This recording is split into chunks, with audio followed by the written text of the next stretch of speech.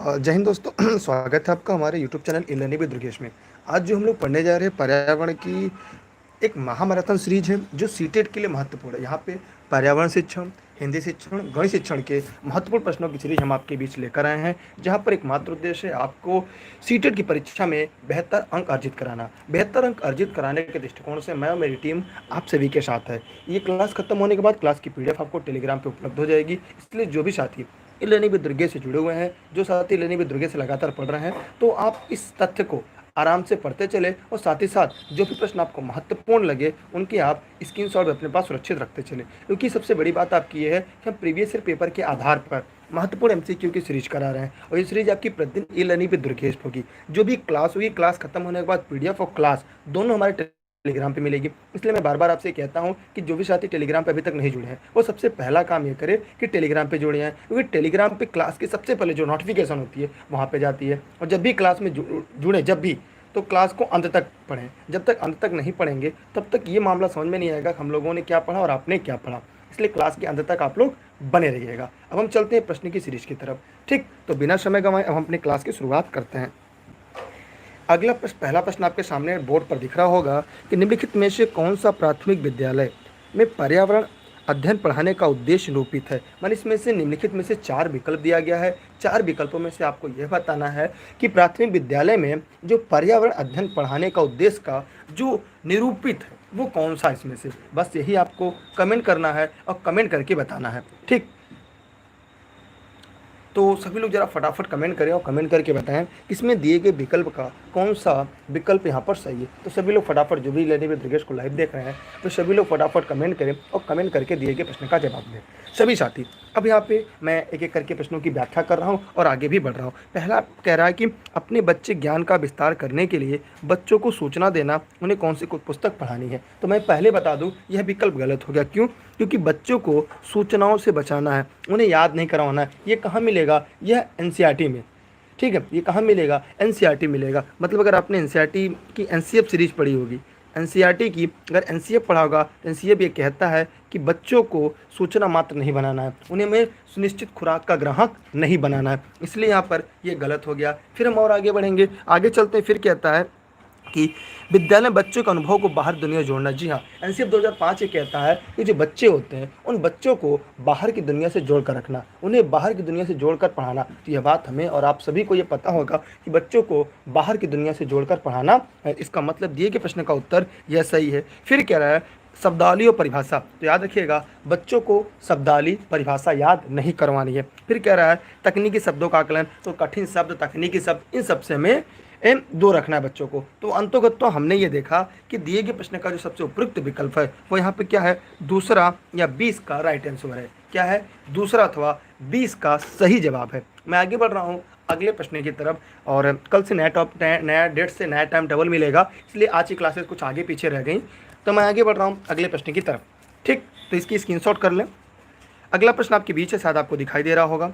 अगला प्रश्न साफ साफ कह रहा है कि दत्त कार्य के संबंध में निम्नलिखित में से कौन सा कथन सही है। माने जो दत्त कार्य होता है उनमें से कौन सा कार्य सही है। तो सभी लोग फटाफट कमेंट करें और कमेंट करके बताएं। जो लोग इस वीडियो को लाइव देख रहे हैं, सबसे पहला काम सीटेट में अगर बेहतर स्कोर करना, शिक्षण को कंप्लीट करना है, तो भैया आपको हमारे साथ भी अपना मेहनत करना पड़ेगा। बस आपको पहले ये बताना होगा कि दत्त कार्य के संबंध में कौन सा कथन सही है। तो सभी लोग फटाफट कमेंट करें। कह रहा है कि उच्च कक्षाओं में क्या किया जाता है उनका अनुकरण करने के लिए। देखिए, अनुकरण, याद, कंठस्थ ये आपको नहीं करना है। ये मैं शब्दावलियाँ हैं, इस शब्द के आधार पर ही इस प्रश्न का उत्तर आप बता लेंगे, नहीं ये गलत है या सही है। फिर हम आगे ऊपर चलते हैं। फिर जब थोड़ा सा और आगे बढ़ेंगे तो आगे चलते हैं, फिर हमें मिलता है कि प्रतिदिन विविधता और अभ्यास कराने के लिए कक्षा कार्य और गृह कार्य के रूप में दत्त कार्य हो सकता है। जी नहीं, यह भी आवश्यकता नहीं है। फिर कह रहा है कि दत्त कार्य अभिभावकों, भाइयों बहनों द्वारा अपनी क्षमता के अनुसार किया जा सकता है। जी ऐसा भी नहीं है। फिर कह रहा है दत्त कार्य बच्चों को सूचना खोजने में, हाँ बच्चे खोज सकते हैं।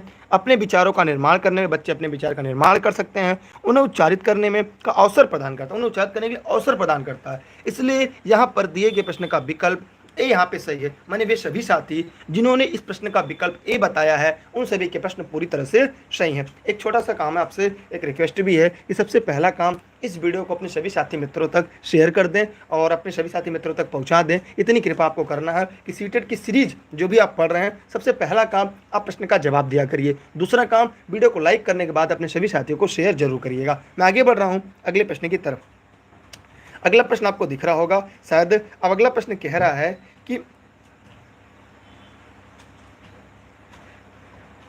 पर्यावरण का अध्ययन की कक्षा में सरल प्रयोग निर्दर्शन किए जा सकते हैं। सभी लोग फटाफट कमेंट करें, कमेंट करके जवाब दें जो लोग इस वीडियो को लाइव देख रहे हैं कि पर्यावरण अध्ययन की कक्षा में सरल प्रयोग और निर्दर्शन किए जा सकते हैं। जो लोग इस वीडियो को लाइव देख रहे हैं सभी लोग फटाफट कमेंट करेंगे, कमेंट करके दिए गए प्रश्न का सही और उपयुक्त जवाब देंगे। तो भैया बिना समय गंवाए सभी लोग फटाफट कमेंट करें और कमेंट करके अपना जवाब दें। जो लोग इस वीडियो को लाइव देख रहे हैं सभी लोग फटाफट कमेंट के जवाब भी देते हैं, अपने साथी मित्रों को शेयर भी करते रहे। यार इतना काम तो करिए आप लोग। चलिए आइए हम इस तथ्य को भी यहाँ पर व्याख्यात्मक रूप में आपके लिए लेकर आते हैं। यहाँ पर देखिए क्या है कि बच्चों द्वारा पूछे गए प्रश्नों पर आधारित विचारों पर चर्चा करने, अवलोकन दर्ज करने तथा उनका विश्लेषण करने के लिए कहना। तो सरल प्रयोग और निर्देशन किए जा सकते हैं, तो यहाँ पे सरल प्रयोग और निर्देशन नहीं किए जा सकते। कक्षा में अनुशासन को सुनिश्चित करने हो तो बच्चों को नियंत्रित करना। तो आपको याद रखिएगा कक्षा में आपको अनुशासन नहीं रखना है, क्योंकि आपकी कक्षा जीवंत कक्षा होनी चाहिए। यह मैं लगातार रटाते हुए आपको आ रहा हूँ। फिर कह रहा है उच्च कक्षाओं में क्या किया जाता है उनका अनुकरण करना, ये भी नहीं करना, सिखाना नहीं है।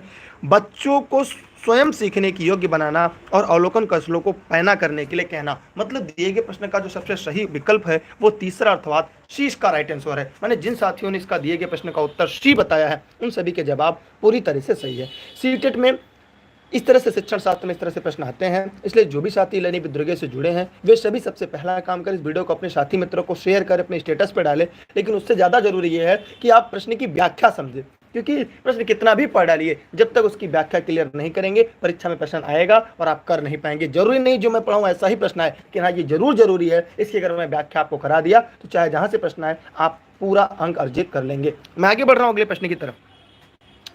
अगला प्रश्न आपके पीछे शायद आपको दिखाई दे रहा होगा। ये प्रश्न कई बार आपके सामने आ भी चुका होगा और मैं उम्मीद करता हूँ इस प्रश्न को आप आसानी से बता लेंगे। ठीक है, तो आपकी संख्या बेहद लगातार कम हो रही, तो जो लोग साथी अभी तक वीडियो को शेयर नहीं किए हैं वे सभी साथी बेड़े काम वीडियो को शेयर कर दें, सभी लोग शेयर कर दें। दुर्गा एक गांव में रहती है। दुर्गा कहाँ रहती है? गांव में रहती है। लकड़ी या गोबर के उपले का ईंधन इस्तेमाल करते हुए चूल्हे पर खाना पकाती है। वो क्या करती है? वो चूल्हे पर खाना पकाती है गोबर उपले का उपयोग करके। पिछले 3 महीनों में उसे तेज खांसी आई, इसका कारण क्या है? पिछले 3 महीनों में उसे लगातार खांसी आ रही है, इसका कारण क्या होगा? सभी लोग फटाफट कमेंट करके जवाब दे। यह चीज़ें आपको एनसीईआरटी मिलेंगी। अभी तक मैंने जो बताया मैं हर एक प्रश्न को ये बताता हूँ, ये प्रश्न आपको कहाँ मिलेगा। एनसीईआरटी अगर आपने मेरी नोट्स पढ़ी होगी या पेड क्लास में जो थोड़ा सा मेरी क्लास थी उसके लास्ट में आपने देखा कक्षा 5 के एनसीईआरटी में है कौन एनसीएफ 2005 का है, कौन आरटी 2009 का है। मैं प्रश्न कराते समय मैं इस बात का विशेष ख्याल रखता हूँ कि कौन प्रश्न कहाँ से आया है, किस किस जगह से आ रहा है। तो इस बात का भी ध्यान रखना, खासा ख्याल रखना जरूरी होता है। तो फटाफट कमेंट करें और कमेंट करके बताएं क्या होगा। देखिए यहाँ पर दिए गए प्रश्न में क्या होगा कि जलते हुए ईंधन के धुएं से एलर्जी हो गई है, उस झोपड़ी के अंदर और बाहर प्रदूषण तथा वृद्धावस्था है, ये तो होगा नहीं। फिर कह रहा है ईंधन के जलने से उत्पादित कार्बन मोनोऑक्साइड जो उसकी श्वसन नली में जमा हो गई है, जले हुए धुआं से उत्पादित काला धुआं उसकी श्वसन नली में जमा हो गया होगा। ठीक है, अब बताइए इसमें से कौन सा प्रश्न सही होगा, कौन सा विकल्प यहाँ पे सबसे ज्यादा सही होगा। अगर एनसीईआरटी आपने पूरी पढ़ी होगी तो एनसीईआरटी में यहाँ पर इसके बारे में दिया गया है। और याद रखिएगा कि कार्बन मोनोऑक्साइड ये एक शब्दावली है और इस शब्दावली का प्रयोग एनसीईआरटी में नहीं किया गया है और इसलिए इसको सीओ गैस कहते हैं, इसे दमघोटू गैस कहा जाता है, लेकिन ये प्राथमिक विद्यालय कक्षा में नहीं है। मैं आपको बार बार ये बताता हूँ कि हमें एनसीईआरटी के बाहर जाकर उत्तर नहीं देना, इसीलिए मैं एनसीईआरटी पढ़ाता हूँ। हमारे नोट्स भी एनसीईआरटी में है, ऑनलाइन क्लास ज्वाइन करेंगे वहाँ भी एनसीईआरटी में है। तो एनसीईआरटी का मेन मकसद ये होता है कि वह यह बात स्पष्ट कर देता है हमें एनसीईआरटी के दायरे के बाहर नहीं जाना, इसलिए यह इसका विकल्प सही नहीं है। इसका विकल्प क्या होगा? चौथा यहाँ पे राइट आंसर होगा, चौथा यहाँ पर सही होगा। तो मैं आपको जो बताना चाह रहा था सभी लोगों ने ये प्रश्न को गलत किया। ये सीटेट 2011 का पूछा प्रश्न है और आप ऐसे प्रश्नों को गलत कर रहे हैं। कहीं ना कहीं इसका मतलब ये है कि आप सभी लोग ठीक। तो यहाँ पर इसलिए जानते रहेगा कार्बन मोनोऑक्साइड यह एक शब्दावली है, यह एक इस तथ्य को प्राथमिक विद्यालय के बच्चों को नहीं पढ़ाया जाएगा, इसलिए इस प्रश्न का उत्तर जो होगा वह डी होगा, न कि सी होगा। ठीक है, और ये पूरी लाइन हुबहू लाइन एनसीईआरटी क्लास 5 की आसपास की किताब में दिया गया है।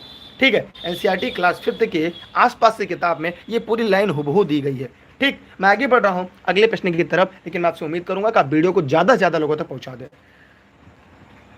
अगला प्रश्न है, दोपहर के भोजन अवकाश के बाद पर्यावरण अध्ययन पढ़ाते समय आप यह पाते हैं कि बच्चे पाठ में रुचि नहीं ले रहे हैं, आप क्या करेंगे? आप सभी लोग फटाफट कमेंट करें और कमेंट करके दिए गए प्रश्न का जवाब दें। जो लोग इस वीडियो को लाइव देख रहे हैं, अगर आपने एनसीईआरटी नहीं पढ़ी तो एनसीईआरटी क्लास 11 दुर्गेश पर है, आप उसे जाकर पढ़ लीजिए। एनसीईआरटी की नोट्स आप पढ़ लें और ये सभी चीज़ें अगर आप तैयार कर लेते हैं, सारे प्रश्न आपके सही होंगे, इस बात की गारंटी है। और सीटेट इस बार हर हाल में आप पार होंगे, लेकिन इसकी व्याख्या समझना जरूरी है।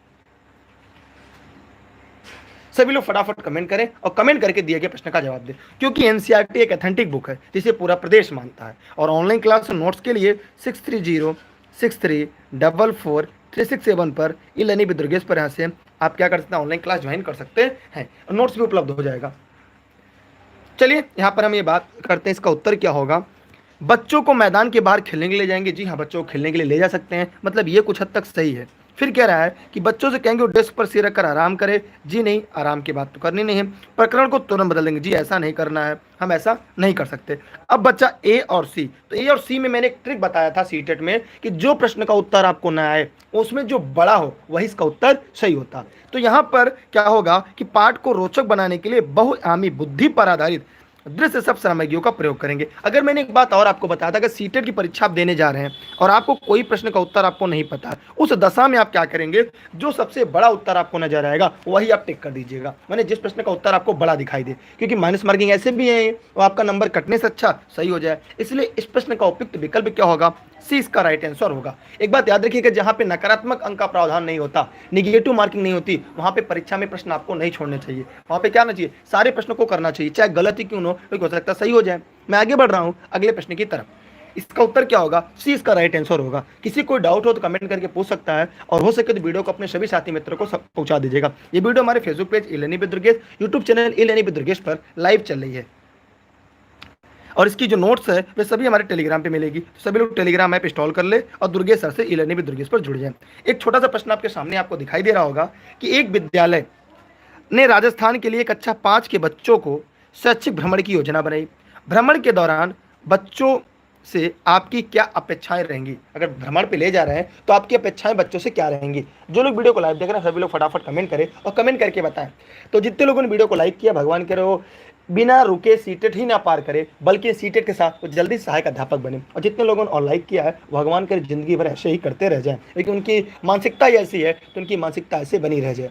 ठीक, लेकिन आप लोग लगातार आगे बढ़े, क्योंकि सकारात्मक व्यक्ति जीवन में सदैव आगे बढ़ता है। तो बताइए इसका क्या होगा, अपने हिसाब से बताइए। चलिए आइए इस पर देखते हैं क्या होगा। यहाँ पे यदि उनके कोई प्रश्न हो तो मैंने ट्रिक बताया था, ट्रिक आप यूज करेंगे हमेशा सही रहेगा। यदि उनके कोई प्रश्न हो तो उन्हें दर्ज कर लें, जैसे बच्चे कोई प्रश्न उसे लिख लें, सही बात है तो लिखना चाहिए, और घर पहुंचने के बाद अभिभावक से पूछना, जी नहीं, यहाँ पर अभिभावक की जगह हमें तुरंत अध्यापक से पूछना चाहिए, इसलिए विकल्प गलत हो गया। ठीक, मैं आगे बढ़ रहा हूँ। चीजों के बारे में बिना कोई प्रश्न पूछे सभी का अवलोकन करना, जी नहीं, प्रश्न पूछना है, हो सकता है कोई नशे की चीज हो सकता है कोई जहर की चीज हो। ठीक, इसलिए यहाँ पे गलत हो गया। फिर उन्हें आनंद उठाना चाहिए, भ्रमण का उद्देश्य आनंद उठाना नहीं होता बल्कि प्रत्यक्ष ज्ञान कराना होता, इसलिए ये भी नहीं होगा। अब इसका मतलब जो बचा वो उत्तर हो गया। ठीक, अब यहाँ पे क्या होगा, उन्हें ध्यान से अवलोकन करना चाहिए, बच्चों को ध्यान से अवलोकन करना चाहिए, जो टिप्पणियां हैं उन टिप्पणियों को दर्ज करना चाहिए, बाकी बच्चे तो शिक्षक के साथ अवलोकन को बांटना चाहिए। इसलिए इस प्रश्न का उत्तर क्या होगा, यहाँ पर सी इसका राइट आंसर होगा। दिए गए प्रश्न का सी यहाँ पर सही जवाब होगा। तो जितने लोगों ने यहाँ पर सी जवाब दिया है उन सभी के प्रश्न के उत्तर पूरी तरह से सही है। तो फटाफट सभी लोग वीडियो को शेयर कर रहे हैं ना करें, लेकिन आप कमेंट करके बताएं कि क्या आपको यहाँ पे कोई दिक्कत है, क्या आपको यहाँ पे किसी प्रकार कोई समस्या है, क्योंकि मेरा उद्देश्य केवल आपको हर हाल में सीटेट को पार कराना है, और उसके लिए जितना मेहनत मैं कर रहा हूँ इतनी मेहनत आपको भी करनी होगी। उम्मीद करता हूँ कि आप अपना बेस्ट जरूर देंगे। मैं आगे बढ़ रहा हूँ अगले प्रश्न की तरफ। ठीक, कोई दिक्कत किसी को? चलिए, जहाँ पे दिक्कत हो आप पूछ सकते हैं। यहाँ पर ध्यान से देखिएगा, एक प्रश्न दिया गया है, शायद आपको दिखाई दे रहा होगा। इस प्रश्न में कहा गया है, क्या कहा गया है, रीना अपने घर का कूड़ा नीचे दर्शाए 2 ढेरियों में अलग करती है। कितने ढेरियों में? वह रीना 2 ढेरियों में अलग करती है। अब जब अलग करती है तो एक प्रश्न आया कि कैसे अलग करेगी। यहाँ पे 4 यहाँ पे दिया गया है, केले की छिलका क्या है, सब्जियों की छिलका, सूखी पत्ती, अखबार। मतलब ये सभी क्या है, अगर ये कहीं फेंक दिए जाए तो ये अपने आप डिकम्पोज हो जाएंगे। यहाँ पे कह रहा है जैम की बोतल, ये डिकम्पोज नहीं होगी। सांस की बोतल डिकम्पोज नहीं होगी। उपयोग में लाई गई टूथपेस्ट, ये भी मतलब ये स्वतः पर्यावरण नष्ट नहीं होगी। प्लास्टिक खिलौनी है, स्वतः पर्यावरण नष्ट नहीं होगी। अब रीना ने जो ये दोनों आधार बनाया है, इस आधार का उनका सबसे प्रमुख उद्देश्य क्या है? जो लोग इस वीडियो को लाइव देख रहे हैं सभी लोग फटाफट कमेंट करेंगे और कमेंट करके इसका जवाब देंगे, सभी साथी जो भी लर्निंग विद दुर्गे से जुड़े हुए हैं। तो उम्मीद करते हैं कि हम आप इस सभी प्रश्न का जवाब जरूर देंगे और अपने साथी मित्रों को यह वीडियो जरूर शेयर करेंगे। कोई दिक्कत? चलिए अब लोग फटाफट कमेंट करिए यार। देखिए यहाँ पे 2 बातें हैं। कह रहा है कि यहाँ पर जो प्रश्न दिया गया है इसका उत्तर क्या होगा? घरेलू कूड़ा कचरा औद्योगिक कचरा है? जी नहीं, उद्योग से निकलने वाला कचरा जो होता है वो औद्योगिक कचरा होता है। क्लियर? माने उद्योग से जो कचरा निकलता है उसे हम क्या कहते हैं? उसे हम औद्योगिक कचरा के नाम से जानते हैं। दुर्गंध रहित, ऐसा नहीं है इसमें से दुर्गंध आ गई, इसमें दुर्गंध नहीं, ऐसा उसका विचार नहीं है। फिर कह रहा है पुनर्चक्रण किया जाए, जी ऐसा भी नहीं इसमें कि अखबार से पेड़ से अखबार बनाया जाए, यह भी नहीं है। फिर इसका मतलब यहाँ पर सी है अपघटित होने वाले और अपघटित नहीं, डिकम्पोज होने वाले और ऐसे जो डिकम्पोज न होने वाले हैं, इस आधार पर है। तो मैंने यहाँ पर आपको सभी चीज़ें स्पष्ट रूप से समझा दी और बता दी। मतलब इस बात से तो ये चीज़ समझ में आ रहा है, आपके भी कॉन्सेप्ट क्लियर हो रहे हैं। मैं आगे बढ़ रहा हूँ अगले प्रश्न की तरफ। देखिए मैं प्रश्न की जो सीरीज है मैं 3 विषयों को लेकर आया हूँ, जहाँ पे आपके गणित शिक्षण, हिंदी शिक्षण और पर्यावरण शिक्षण है। तो मैं चाहूँगा वीडियो को अपने सभी साथी मित्रों को शेयर जरूर कर दे। आपकी संख्या पता नहीं इतनी कम है, ज़्यादा संख्या कम रहेगी तो मैं क्लास में मुझे मजबूरन बंद करना पड़ेगा, ठीक, क्योंकि मैं पढ़ाऊंगा किसको, दीवार को पढ़ाने के लिए तो आया नहीं हूँ। मैं आगे बढ़ रहा हूँ अगले प्रश्न की तरफ। किसके नेतृत्व में चिपको आंदोलन को चलाया गया था? सभी लोग फटाफट कमेंट करें और बताएं कि जो चिपको आंदोलन था वह किसके नेतृत्व में चलाया गया था। जो लोग इस वीडियो को लाइव देख रहे हैं सभी लोग फटाफट कमेंट करें और कमेंट करने के बाद दिए गए प्रश्न का जवाब दें। देखिए चिपको आंदोलन का संबंध किससे था? जंगल पेड़ बचाओ, किससे था? पेड़ के कटाव को रोकने के लिए था। पेड़ बचाना माना जंगल बचाना, पौधों बचाना, यहां पर इसका उत्तर ही हो गया। तो यहां पर क्या होगा? देखिए मेधा पाटेकर इनका नर्मदा बचाओ से है, ठीक। अमृता बिश्नोई ये भी वृक्ष से बनाते हैं, लेकिन चिपको आंदोलन जो है वो सुंदरलाल बहुगुणा है। वनों का कटाव रोकना, वनों पर आश्रित लोगों के वन अधिकार की रक्षा का आंदोलन करना, इस आंदोलन में स्त्रियां ने भी भाग लिया था। इनके बारे में हम लोग आगे पढ़ेंगे, ठीक है। तो यहाँ पर जी हाँ, जितने लोगों ने सुंदरलाल बहुगुणा बताया है उन सभी के जवाब पूरी तरह से सही है। मैं आगे बढ़ रहा हूँ अगले प्रश्न की तरफ। सभी लोग फटाफट कमेंट करें कि आप लोग को समझ में आ रहा है ना। चलिए अगला प्रश्न आपके बीच है, विटामिन ऐसे पदार्थ हैं जो, सभी लोग फटाफट कमेंट करके बताएं। आपके पास 10 सेकंड का समय है, देखते हैं 10 सेकंड में सबसे सही जवाब किसका आता है। सभी लोग फटाफट कमेंट करें और कमेंट करके जवाब दें। और देखिए क्लास की जो सारी क्लास की जो होती है, आज क्लास जल्दी शुरू हो गई लेकिन टेलीग्राम पे आपको लिंक मिल जाता है कि दुर्गेश सर सर्च करके आप ई लर्निंग विद दुर्गेश से जुड़ जाएं। कल से नई टाइम टेबल आपको मिल जाएगी, क्योंकि कल नया तारीख है और नए तारीख की शुरुआत में हम नए तरह से क्लास चलाएंगे। इसलिए थोड़ी सी आज क्लास को मैनेज को लेकर, क्योंकि आपके लिए नोट्स जो है टाइप हो रहे हैं, साथ ही नोट्स साथ प्रैक्टिस सेट की सीरीज लगातार टाइपिंग हो रही है, तो ज़्यादा व्यस्तता वहाँ पे है। सुपर टेट के लिए, सी टेट के लिए, इन दोनों के लिए प्रैक्टिस सेट में हम आप इस समय लगे हुए हैं। यहाँ पर देखिए क्या होगा, मैं आपको ज़्यादा समय आपको नहीं लूँगा। देखिए ये हमारी उपाच्य दर को बढ़ाकर भार में कमी लाने का काम करते हैं, ठीक है। ये हीन ताजन्य जो रोग होते हैं उनसे बचाव के लिए थोड़ी मात्रा में आवश्यक है। इस शब्द का प्रयोग, ठीक है, फंक महोदय ने किया था। किसने? फंक महोदय ने किया था। कब किया था? 1912 में किया था। 1912 में फंक महोदय ने विटामिन की खोज की थी, ठीक है। मैं आगे बढ़ रहा हूं अगले प्रश्न की तरफ।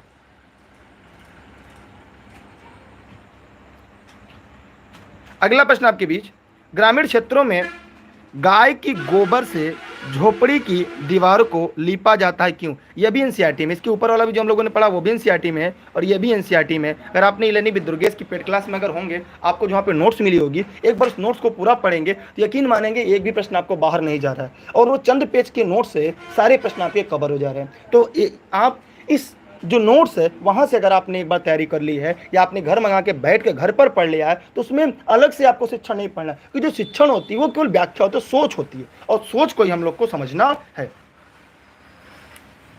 बताइए यहाँ पे क्या होगा। देखिए यहाँ पे जो लीपा जाता है, उसका सबसे बड़ा कारण क्या है? कीड़ों को दूर करने के लिए। यहाँ पे एक बात आप जानते रहिएगा, ताकि कीड़ों को दूर किया जाए। यहाँ पर एक प्रश्न और आता है जो मैं आगे पढ़ाऊंगा कि गोबर में भूसा क्यों मिलाया जाता है? जरा कमेंट करके बताएं, गोबर में भूसा क्यों मिलाया जाता है? जितने लोग लाइव में फटाफट कमेंट करें और कमेंट करके जवाब दें कि जो भूसा को क्यों मिलाया जाता है। तो भैया भूसा को गोबर में मजबूती के लिए मिलाया जाता है। किसके लिए? मजबूती के लिए। याद रखिएगा, यहाँ पर कीड़े मत भगा दीजिएगा। दोनों बात को जानते रहिएगा, सीटेट में दोनों तरह के प्रश्न पूछे जाते हैं। ठीक, क्लियर हुआ? कोई डाउट? तो यहाँ पर अगर उसमें भूसा मिला दे तो भूसा मजबूती के लिए होता है, इसलिए इस प्रश्न को याद रखिएगा, क्योंकि हो सकता है कभी आपकी परीक्षा में ऐसे प्रश्न आ जाएं, तब आप गलतियां मत करिएगा। मैं आगे बढ़ रहा हूं अगले प्रश्न के लिए। जो लोग देखिए कमेंट करके आप लोग, मैं कहता हूं बार बार कमेंट करिए, वीडियो को शेयर करिए। देखिए इससे प्रतिस्पर्धा होती है। पहली चीज, हमारी ये गलती जो होगी, परीक्षा में गलती नहीं करेंगे। दूसरी काम, जितनी अधिक संख्या रहेगी उतना हमें ये पता चलेगा, आपको ये चलेगा हमारा नंबर कितने में सही आ रहा है, मतलब कितने लोग के बाद हम उत्तर दे रहे हैं, मतलब वही हम कितने पीछे हैं। इसलिए मैं वीडियो को कहता हूँ बार बार लाइक और शेयर करने के लिए। हो सकता है आपको बुरा भी लगता होगा। चलिए इलेनी विद दुर्गेश की अगली क्लास की तरफ चलते हैं। अब हम एनसीईआरटी मैथ की तरफ चलते हैं। इसके पहले हम लोगों ने पर्यावरण की सीरीज को पूरी तरह से खत्म कर दिया। मैंने आपसे पहले बताया था, ठीक है, याद रखिएगा कि मैं आपसे पहले ये कह दिया था कि हम एनसीईआरटी की जो 3 विषय की शिक्षण लेकर आते हैं, जहाँ पे हमने पर्यावरण शिक्षण को खत्म किया, अब हम पढ़ने जा रहे गणित शिक्षण। तो एक बार मैं आपसे कहूँगा सभी साथी ऑनलाइन क्लास और नोट्स के लिए दिए गए नंबर पर व्हाट्सएप करके, चाहे शिक्षक भर्ती संबंधित परीक्षा हो, चाहे सीटेट की परीक्षा हो, प्राइमरी अपर प्राइमरी, कल से मैराथन क्लास भी शुरू हो जाएगी इलेनी विद दुर्गेश पर। अगर आप चाहें तो जुड़ सकते हैं इस पर व्हाट्सएप करके। लेकिन अब आपको एनसीईआरटी की जो मैथ सीरीज है, कितने लोग ऐसे हैं कि जो एनसीईआरटी की मैथ के लिए तैयार है? जो लोग तैयार हैं फटाफट कमेंट करें और अपने साथी मित्रों को चाहे आप वीडियो शेयर करना चाहेंगे, क्योंकि यह प्रीवियस ईयर के पेपर के आधार पर आपके प्रश्न बैंक तैयार किया गया है। क्योंकि अगर हम एक बार पुरानी तरह के पेपर को हल कर लेंगे, क्योंकि इसके जो प्रश्न है वास्तविकता ये है, सीटेट से आसान कुछ भी नहीं है, लेकिन उसके लिए आपको अंत तक बना रहना पड़ेगा। आपसे इतना निवेदन है कि आप वीडियो को अपने स्टेटस पर डाल दीजिएगा, अपने फेसबुक पर शेयर कर दीजिएगा, हो सके अपने जितने भी ग्रुप हैं उन सभी ग्रुपों में इस वीडियो को शेयर जरूर कर दें। बाकी आपकी इच्छा, मैं बार बार कहूंगा, लेकिन आप लोग करें या ना करें। अगला पड़ाव आपके लिए तैयार है। अब यहाँ पर आपको बताना है कि कौन से विकल्प को ताला लगाया जाए। यहाँ पे कह रहा है कि भिन्नों की तुलना पढ़ाते समय जिसमें अंश और हर समान है, जैसे 3/5, 3/7, रोहित की प्रक्रिया थी। चूंकि अंश समान है, 7 5 से बड़ा है, अतः 3/7 3/5 से बड़ा है, यह बताया है कि। अब ये क्या बताया है? जो लोग इस वीडियो को लाइव देख रहे हैं सभी लोग फटाफट प्रश्न का जवाब दें। बताइए सभी लोग फटाफट कमेंट करके।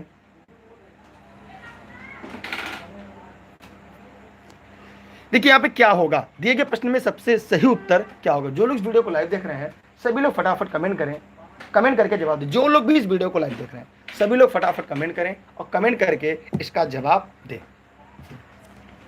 कंटेंट बना देखिए पूरा, बाद में अनुमान कौन सा वीडियो दुकान था इसी पूरा।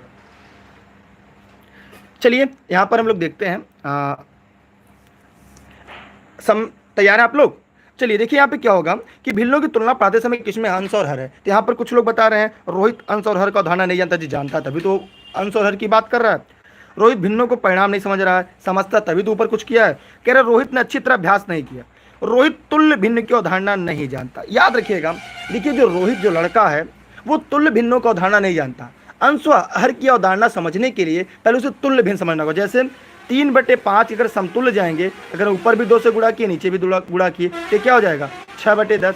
3 से गुणा करना है तो हो जाएगा 9/15। तो अगर वो समतुल्य भिन्न के बारे में जानता तब जाकर इन दोनों का लसमस्य निकालता, और लसमस्य निकालने के बाद वो यह बता पाता कि कौन सी भिन्न बड़ी है कौन सी भिन्न छोटी है। इसलिए जो रोहित है उसे तुल्य भिन्न की अवधारणा नहीं पता, क्योंकि हम उसे अंश और हर को पढ़ाने से पहले, भिन्न बड़ी छोटी पढ़ाने से पहले हमें क्या पढ़ाना होता है? तुल्य भिन्न पढ़ाना पड़ता है। मैं छोटा सा प्रश्न पूछूंगा और मैं देखूंगा इसमें सबसे पहले कौन जवाब देता है। अगर आप, ये खासकर इंटरव्यू में पूछा जाता है, अगर आप केवीएस के इंटरव्यू अगर किसी ने दिया होगा तो जानते होंगे ऐसे सवाल पूछे जाते हैं। यदि आप एक गणित के अध्यापक हैं और प्राथमिक विद्यालय में बच्चों को आपको भिन्न पढ़ाना है तो भिन्न की अवधारणा पढ़ाने से पहले आप क्या पढ़ाएंगे? जो लोग वीडियो को लाइव देख रहे हैं फटाफट कमेंट करें और कमेंट करके बताएं। कह दे बस दे देंगे। बताइए भिन्न की अवधारणा पढ़ाने से पहले आप क्या कहेंगे? सभी लोग फटाफट कमेंट करें। जी हाँ, एकदम सही बताया आप लोगों ने। अगर किसी भी अध्यापक को अगर आप अध्यापक हैं और अगर अवधारणा पढ़ानी है आपको भिन्न की, तो उसके पहले बच्चों को एलसीएम की अवधारणा पढ़ानी जरूरी है। यह केवीएस इंटरव्यू का पूछा प्रश्न है, यह केवीएस का पूछा प्रश्न है और सीटेट के अपर प्राइमरी दोनों में प्रश्न आ चुका है। तो याद रखिएगा ये इंटरव्यू में पूछा प्रश्न है, इसलिए ऐसे प्रश्न को भी आपको जानते रहना होगा। मैं आगे बढ़ रहा हूं अगले प्रश्न की तरफ। ठीक है, मैं आगे बढ़ रहा हूं, फटाफट वीडियो को शेयर कर दीजिए सभी ग्रुपों में, जितने भी आपके पास ग्रुप हैं। अगला प्रश्न आपको शायद दिखाई दे रहा होगा। अगला है, भिन्नों की अवधारणा से परिचित कराने के लिए शिक्षक शुरुआत कहां से कर सकता है। जो लोग इस वीडियो को लाइव देख रहे हैं सभी लोग फटाफट कमेंट करके जवाब दें। सभी देखिए जवाब सभी लोग दिया करिए। देखिए जब जवाब देते हैं सबसे बड़ा कॉन्सेप्ट आपका ये क्लियर हो जाता है कि जो आप गलतियां करने वाले होते हैं वो गलतियां नहीं कर पाते। ठीक, ये परीक्षा में जो गलती करनी यही कर देते हैं। इसलिए जितने लोग लाइव हैं सब लोग कमेंट करके जवाब दिया करिए। गलत हो जाएगा हम गोली नहीं मार देंगे आपको, लेकिन हाँ गलतियों से ही आप सीखेंगे। थांडाइक ने भी तो यही कहा है।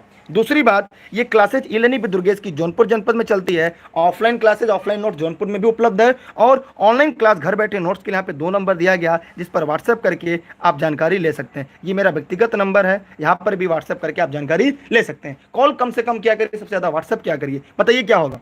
देखिए यहाँ पे क्या होगा, संख्या रेखा भिन्नताओं का पता लगाना, ए बटे बी के रूप भिन्न लिखना जिसमें बी बराबर 0 मतलब हर का मान 0 ना हो। ये तो परिमेय संख्या हो गई। ये क्या हो गई, ये तो परिमेय संख्या होगी। मैंने ये भी गलत हो गया। अब कह रहा है कि विभिन्न भिन्नों के अंश और हर की पहचान करना। देखिए भिन्नों का अवधारणा पढ़ाने के लिए शिक्षक क्या शुरुआत कर सकता है, अपने आसपास की वस्तुओं के विभिन्न अवधारणाओं को। जैसे हम क्या कहते हैं कि रोटी कौन कौन लाया है, पता चला राम ने रोटी लाए हैं, टिफिन में रोटी लाया है, तो उसकी रोटी हम लेने के बाद एक बीच से काट दिए। अब कहें क्या हुआ, अब हम इसे राम और श्याम में बांटना है। किसको, राम और श्याम में बांटना है। रोटी कितनी मिलेगी, आधी आधी मिलेगी। रोटी कितनी हो जाएगी, आधी आधी हो जाएगी। तो हम क्या करेंगे, बच्चों के आसपास की वस्तु लेंगे, चौक लेकर, कलम लेकर, डस्टर लेकर, हम इन अवधारणाओं से क्या करेंगे, भिन्न को पढ़ाएंगे। इसलिए दिए गए प्रश्न का जो सबसे सही उपयुक्त विकल्प है वो बी अथवा दूसरा इसका सही जवाब है। मैं आगे बढ़ रहा हूं अगले प्रश्न की तरफ।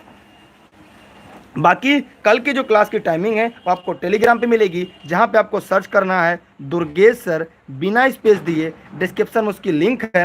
ई लर्निंग विद दुर्गेश से जुड़ना है। Facebook page, Instagram, Twitter, YouTube e learning with Durgesh है। और हमारा एक अन्य चैनल है स्टडी विद दुर्गेश सर, उसे भी सब्सक्राइब करके बेल आइकन दबा दीजिएगा, क्योंकि बहुत सारी चीज़ें आधी क्लास आपको उस पर चलेंगी, आधी क्लासेस इस पर चलेंगी। ठीक है, चलिए अब यहाँ पे दिए गए प्रश्न का जवाब दीजिए फटाफट, तब हम लोग आगे बढ़ते हैं।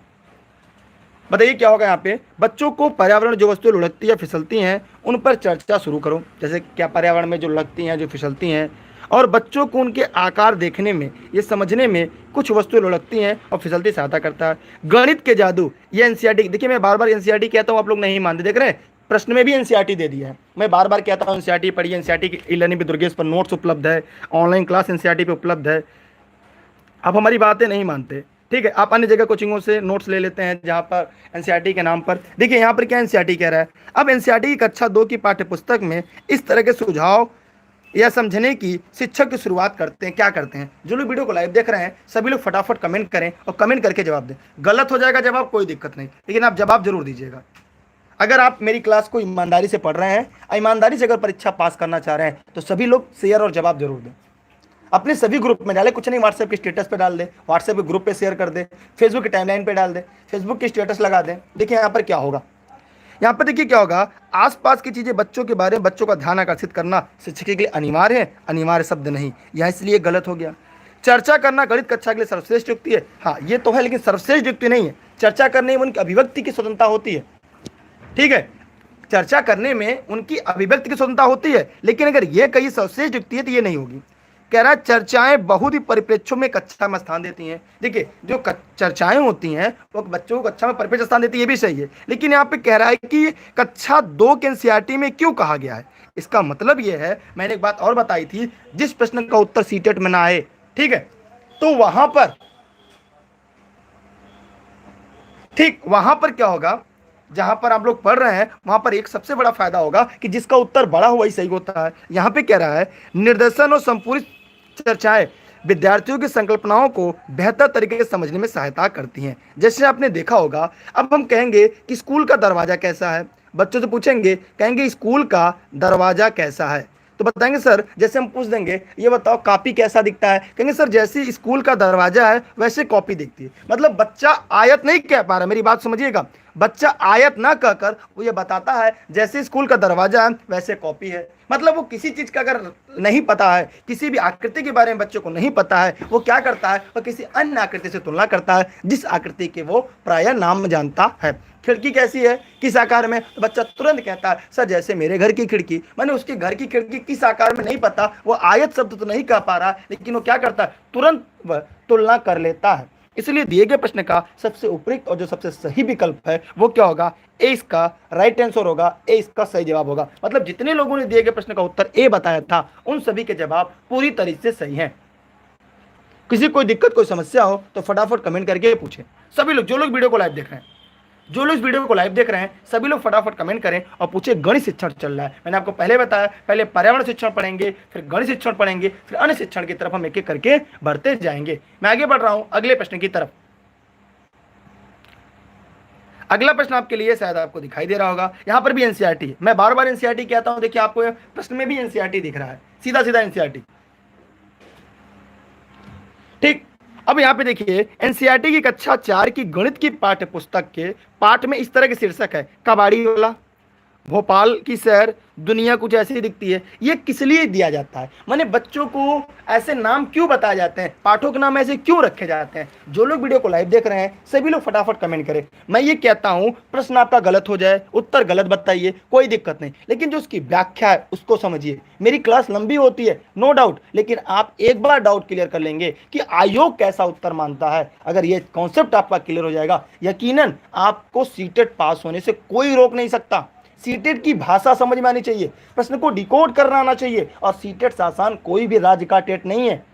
यहां पर क्या होगा, उन्हें अलग से समझाने के लिए, पाठों में गणितीय विषय वस्तु को अनुमान लगाने के लिए, कबाड़ बेचने और यात्रा करने के बारे में जानने के लिए, जी नहीं, उनके दैनिक जीवन को मैंने पढ़ाया है एनसीईआरटी में। मैंने हिंदी शिक्षण पढ़ाया है, अगर आपने वीडियो पहले देखी होगी पेड क्लास में, बच्चों को क्या होना चाहिए, उनके दैनिक जीवन से जुड़ी होनी चाहिए। जैसे कबाड़ी वाला वो नाम जानते हैं, भोपाल की शहर, जैसे मैं जौनपुर का हूँ तो जौनपुर की शहर, उत्तर प्रदेश के उत्तर प्रदेश शहर। तो बच्चों की ऐसी भाषा सुनने के बाद उनका पढ़ने में इंटरेस्ट बढ़ता है, उनका ध्यान आता है। इसलिए वहाँ पे जो नाम रखे जाते हैं, जिस शब्दों का प्रयोग किया जाता है, वो बच्चों की आम बोलचाल की भाषा जो होती है, उनकी जो मातृभाषा होती है, प्राय उससे मिलती जुलती है। इसलिए दिए गए प्रश्न का उपयुक्त विकल्प क्या होगा, ए होगा। यह भी एनसीईआरटी में। इसलिए अगर आपने हमारी नोट्स चाहे ऑनलाइन की पेड क्लास में पढ़ा होगा, चाहे घर मंगाकर आपने पढ़ा होगा, आपको यह प्रश्न आपको तुरंत समझ में आ गया होगा, क्योंकि मैं एनसीईआरटी ही पढ़ाता हूँ। इसलिए लोग कहते हैं सर मुझे और चीजें पढ़ाइए, देखिए ज्यादा नहीं पढ़ना है, चीजें कम पढ़िए और उसको समझिए। जितना बेहतर समझेंगे उतना बेहतर स्कोर करेंगे। मैं आगे बढ़ रहा हूं अगले प्रश्न की तरफ।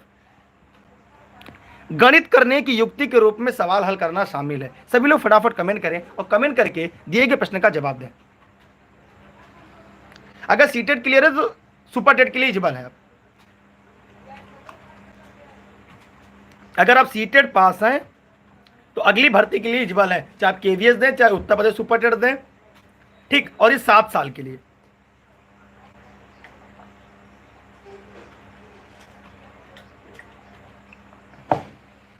सभी लोग फटाफट कमेंट। गला सूख जा रहा है लेकिन आप लोग वीडियो शेयर नहीं कर रहे हैं यार, वीडियो शेयर करिए मालिक।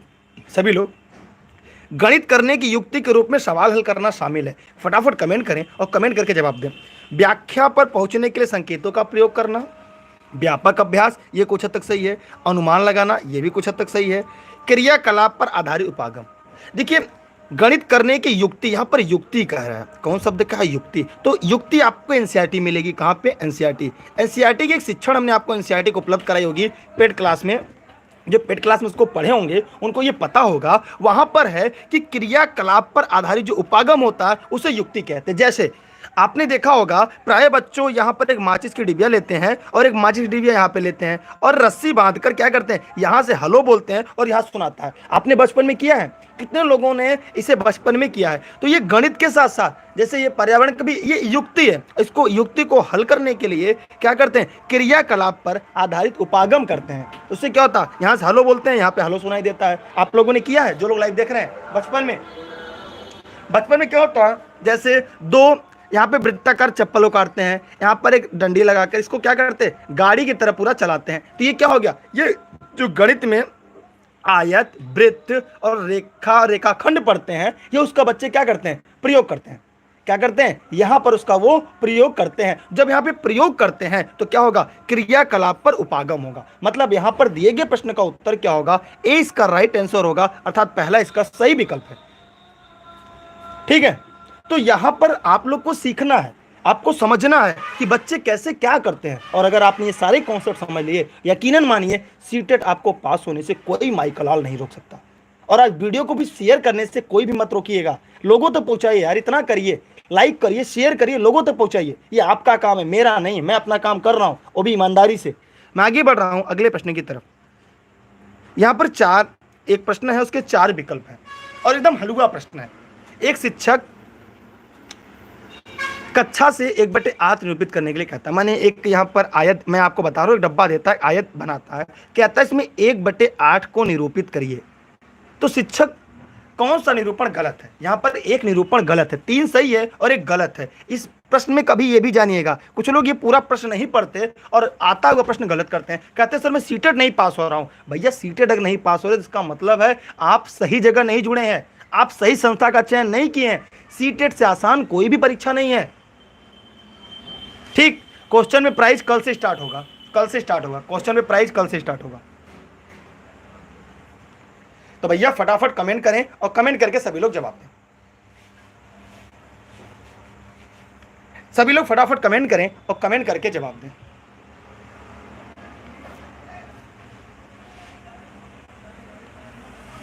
सभी लोग फटाफट कमेंट करें और कमेंट करके जवाब दें। कौन सा 1/4 यहां निरूपित नहीं है? तो भैया ये देखिए, यहां पर आधे भाग को डिवाइड कर दिया, 1 2 3 4, ये भी चारों भाग आपस में क्या है, डिवाइड है, तो ये आपस में बराबर हो गए। यहाँ पर ये देख रहे हैं, ये 4 भाग में डिवाइड किया, इनको आधा आधा कर दिया, ये भी सही है, ये भी सही है, लेकिन यह भाग ये सही नहीं है। मतलब यहाँ पर जितने लोगों ने दिए गए प्रश्न का उत्तर सी बताया, उन सभी क्या है, जवाब पूरी तरह से सही है। भैया सीटेट पार करना बहुत आसान है, लेकिन सीटेट की भाषा समझना, मैं वो आपको समझा रहा हूँ। मैं सीटेट 3 टाइम क्वालिफाई हूँ और मैं चाहता हूँ कि मैं जब क्वालिफाई कर रहा हूँ आप भी क्वालिफाई करें। ठीक है, मैं आगे बढ़ रहा हूँ अगले प्रश्न की तरफ, जबकि मुझे सीटेट में, मैं आगे बढ़ रहा हूँ अगले प्रश्न की तरफ। अभी पढ़ लीजिए, उसके बाद बाकी बातें बाद में करेंगे। गणित में निदानात्मक परीक्षण का उद्देश्य क्या है?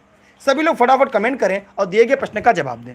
गणित में जो निदानात्मक शिक्षण है उसका क्या उद्देश्य है? भैया सभी लोग बताएं। अगर आपको सीटेट अच्छे अंकों से पास करना होगा तो सबसे पहला सवाल का जवाब देना होगा। गलत हो सही है, लेकिन परीक्षा में गलती ना होने पाए ना यार। हम आपको गलती करेंगे गोली मार देंगे क्या? नहीं ना मारेंगे। तो आप लोग यहाँ पे जवाब दीजिए, गलत हो या सही हो, मैं उसकी व्याख्या करूंगा। गलत है तो क्यों और सही है तो क्यों। अगर ऐसा सीटेट अगर कोई पढ़ा दे तो चैनल को सब्सक्राइब कर दीजिएगा पूरे यूट्यूब पे। मैं आपको बार बार कहता हूं, अगर कोई भी व्यक्ति ई लर्निंग विद दुर्गेश की तरह अगर पढ़ा दे, इसको अनसब्सक्राइब करके उसको सब्सक्राइब कर लीजिए, लेकिन अपने कैरियर से खिलवाड़ मत करिएगा। यहां पर देखिएगा, इसका कह रहा है प्रगति पत्रक को भरना निदानात्मक शिक्षण का। अरे नहीं यार, ऐसा तो नहीं है। ठीक, निदानात्मक की बात है कि बच्चों में जो कमी उसको समझिए और उनमें निदान लाइए। उनको कैसे, अगर कोई बच्चा भी कक्षा में बोल नहीं पा रहा है, क्यों नहीं बोल पा रहा, उसको जानने का पहले उच्चारात्मक फिर निदानात्मक करिए। क्यों नहीं बोल पा रहा, उसको क्या दिक्कत हो रही है? कहीं आपकी भाषा नहीं समझ पा रहा है, लिख नहीं पा रहा है, बोल नहीं पा रहा है, विशिष्ट बालक है, उस बालक की पहचान करिए। इसलिए इसका उत्तर क्या होगा कि बच्चों की समझ में निहित रिक्तियों को जानना। इसलिए इस प्रश्न का उत्तर क्या होगा, सी इसका राइट आंसर होगा। उनकी जैसे आप गणित पढ़ा रहे हैं तो बहुत सारे बच्चे अभी कक्षा में तुरंत जवाब देते हैं, पता चलो उसमें कोई मोहन नाम का लड़का है, वो आपकी कक्षा में बोलता है नहीं, तो हो सकता है वो बोलना ही नहीं जान रहा हो सकता है वो आपसे डर रहा हो। ठीक है, हमें उसको क्या करना होगा, पहले उपचारात्मक शिक्षण, ठीक, पहले निदान करेंगे फिर उसका उपचार करेंगे। क्लियर हुआ? मैं आगे बढ़ रहा हूं अगले प्रश्न की तरफ। बात को समझिए, कॉन्सेप्ट समझिए, ये तो बहुत आसान। देखिए, मैं जब पढ़ाता हूं सीटेट को पास करने का तरीका, ये मानिए मैं बच्चा हूं और मैं कक्षा में पढ़ रहा हूं। अगर ये कॉन्सेप्ट आपके दिमाग में बैठा है, एक भी प्रश्न सीटेट गलत नहीं होगा आपका। मैं आगे बढ़ रहा हूं अगले प्रश्न की तरफ। अगला प्रश्न आपके बीच है, शायद आपको दिखाई दे रहा होगा। यहां पर है ये कि विकास 56 विद्यार्थियों की कक्षा को गणित पढ़ाता है। उसका यह विश्वास है यदि परीक्षा के तुरंत बाद प्रतिपुष्टि कर दी जाए तो ये प्रभावी ज़्यादा होती है। वह 10 अंकों की एक छोटी कक्षा में परीक्षा का आयोजन करता है। प्रभावी तरीके से प्रतिपुष्टि फीडबैक देने का सबसे अच्छा तरीका कौन सा होगा? सभी लोग फटाफट कमेंट करें और कमेंट करके दिए गए प्रश्न का सही जवाब दें। जो लोग इस वीडियो को लाइव देख रहे हैं, सभी लोग प्रश्न को ध्यान से पढ़ें, विकल्प को ध्यान से पढ़ें और एकदम सही जवाब दें। गलत हो जाएगा चलेगा, लेकिन जवाब जरूर होना चाहिए। जितने लोग वीडियो को लाइव देख रहे हैं सभी जवाब दीजिएगा। और टेलीग्राम पे डेली क्लास की लिंक, कल की क्लास की टाइमिंग अलग रहेगी, तो वहां पे आप दुर्गेश सर सर्च करके ई लर्निंग विद दुर्गेश पे जुड़िएगा। Facebook page, Instagram, Twitter, YouTube, e learning with Durgesh पर सारी क्लासेस लाइव चलती हैं। उसकी नोटिफिकेशन केवल टेलीग्राम पे आपको मिलेगी। अगर आपको डेली क्लास पढ़नी है तो टेलीग्राम ज्वाइन करके रखें। यहां पर प्रश्न क्या होगा, अब आइए इसके बारे में जानने का प्रयास करते हैं। देखिए, कह रहा है वह पूरी कक्षा के चर्चा का आयोजन कर सकता है। वे उन तरीकों के अपने उत्तरों पर पहुंचे और सही उत्तर पर पहुंचने का प्रभावी युक्ति कौन सा, ये तो गलत हो गया। अब बच्चे युक्ति खोजेंगे, ये कोई बात तो नहीं हुई। ठीक, यहाँ पर समस्या गलत। अब आगे बढ़ते हैं। यदि यादृच्छिक रूप से किसी भी एक कॉपी का चयन करें और बोर्ड के साथ उस कॉपी में उत्तर प्राप्त करने की विधि, देखिए ऐसा नहीं है कि बोर्ड पर लिख दो और छापने को बच्चे से कर दो। भैया, आप सिखाने बच्चों को जाते हैं, इस बात को याद रखिएगा। बच्चे क्या करने जाते हैं, सीखने जाते हैं, रट्टा मारने नहीं, छापने नहीं जाते, इसलिए गलत। फिर कह रहा है वह विद्यार्थी एक दूसरे को उत्तर की जांच करे। अब बच्चों से कह दो भैया सब लोग अपनी कॉपी मिला लो, ऐसे होगा? अब कोई बच्चों से पढ़ाने जाएं, कोई भी युक्ति कराएं, अब कह रहे अब मैंने टेस्ट कराया है, अब बच्चे अपना अपना जांच कर ले, ऐसे थोड़ी ना होगा। ठीक है जी हाँ, आकाश जी आपने सही कहा। वह प्रत्येक सवाल के हल को बोर्ड पर समझाए और विद्यार्थियों से कहे वह स्वयं अपने उत्तर की जांच करे। जैसे मैं क्या करता हूं, मैं चारों विकल्प की व्याख्या करता हूं, फिर मैं ये कहता हूं आप मिलाइए आपका सही था या गलत। मैं आपको उत्तर क्यों कहूं कि आप सही या गलत, पहले तो आप उत्तर दीजिए। मैं पूरी तरह से सीटेट के नियमों को फॉलो करता हूं। जब मैं पढ़ाता हूं तो मैं सीटेट की तरह पढ़ाता हूं, एनसीएफ 2005 की तरह। पहले मैं प्रश्न देता हूं, फिर मैं आपसे उत्तर मांगता हूं। मैं ये नहीं करता किसने सही बताया किसने गलत बताया। मैं चारों विकल्प की व्याख्या करता हूं। जिसका सही होता है वो जानता है मेरा सही है, जिसका गलत होता है वो जान जाता है मेरा गलत है, सही वाला ये था। तो मैं सेम वही करता हूं जो एनसीएफ 2005 किया था, जो ये कहता है कि बच्चों को इस तरह से पढ़ाया जाए वो पूरे जीवन कभी नहीं भूलेंगे। यही शिक्षण विधि का प्रयोग मैं आपके साथ करता हूं। मैं जो शिक्षण विधियां पढ़ता हूं उसका प्रयोग मैं आपके साथ करता हूं। इसीलिए मेरी क्लास में संख्या कम रहती है, क्योंकि मैं सिलेक्शन दूंगा ना, और आप सिलेक्शन लेकर रहेंगे, इस बात की 100% गारंटी है। मैं आगे बढ़ रहा हूं। मैं दुर्गेश जायसवाल, मेरी पूरी टीम, इसके बाद आपको मुकेश सर पढ़ाएंगे, वो भी सीटेट क्वालिफाइंग है। मतलब मेरी पूरी स्टाफ हुआ जो स्वयं सीटेट परीक्षा देती है और सीटेट परीक्षा उत्तीर्ण है। आप उनसे पढ़िए, उनसे मत पढ़िए जो कभी सीटेट परीक्षा दिए ही ना हो। मैं आगे बढ़ रहा हूं। अगला प्रश्न आपके सामने है, शायद आपको दिख रहा होगा।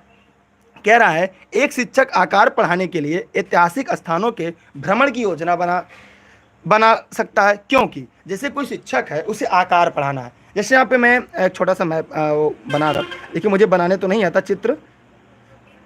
जैसे मैं यहाँ पे गया, या मंदिर है मान लीजिए, अब मुझे आकार पढ़ाना है। अगर मैं मंदिर में बच्चों को ले गया तो क्या मैं यहाँ पे कुछ आकार पढ़ा सकता हूँ? ऑफकोर्स मैं पढ़ा सकता हूँ। अब कैसे पढ़ाऊंगा, इसी विकल्प का आपको चयन करके बताना है। तो देखते हैं सबसे सही उत्तर कौन देता है। जवाब सभी को देना है। जितने लोग वीडियो को लाइव हैं, मत लाइक करिए, मत शेयर करिए, लेकिन जवाब तो दे सकते हैं यार। परीक्षा हाल में कैसे गोला करेंगे? परीक्षा हाल में गलती कर दिए तब, इसलिए जो गलती करना है यहां करिए। परीक्षा हाल में एक भी गोला गलत नहीं होने पाए। और ऑनलाइन क्लास को जोड़ना है तो उसके लिए आप 6306344367 पर घर बैठे सीटेट के एनसीईआरटी नोट्स प्राप्त कर सकते हैं। ठीक है भैया, आखिर किताब खरीदते हैं आप सीटेट के लिए, तो ई-लर्निंग विद दुर्गेश की नोट्स भी खरीद सकते हैं आप। अगर आपको ऐसा लगता है घर बैठ के आप प्राप्त कर सकते हैं। जो लोग इस वीडियो को लाइव देख रहे हैं,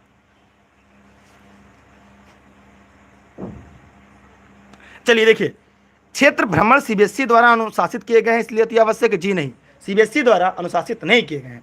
फिर कह रहा है, कुछ लोग डी बता रहे, डी को मैं डिफाइन कर दूं। यह गणित की रोजाना कक्षा के लिए एक अच्छा अवकाश होगा। यहाँ अवकाश की बात नहीं है, यह भी एक शिक्षण विधि है, इसलिए यहाँ पे गलत। देखिए यहाँ पे इसीलिए गलत हो गया कि अच्छा अवकाश होगा। भैया ये भी एक अच्छा है, मतलब कि आपको समझना चाहिए कि यहाँ पर जो प्रश्न दिया जा रहा है, यहाँ पर अवकाश नहीं, ये भी शिक्षण विधि है, आपके सिलेबस में है।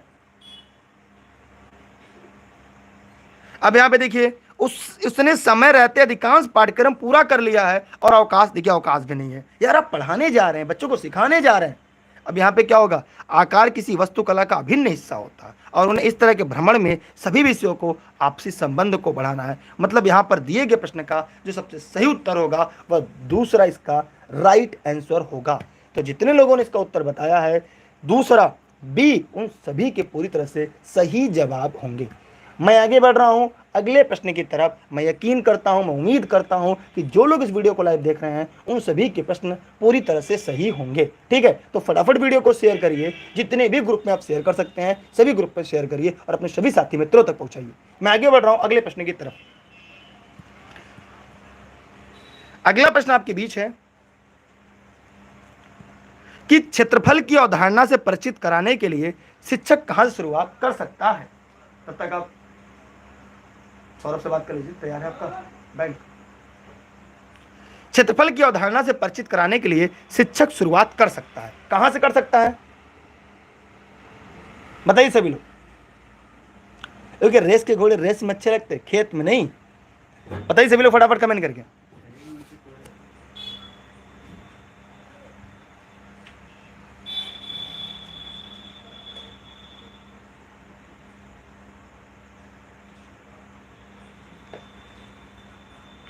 बताइए सभी लोग फटाफट कमेंट करके, जो भी प्रश्न का उत्तर आपको लगे सही से फटाफट कमेंट करिए।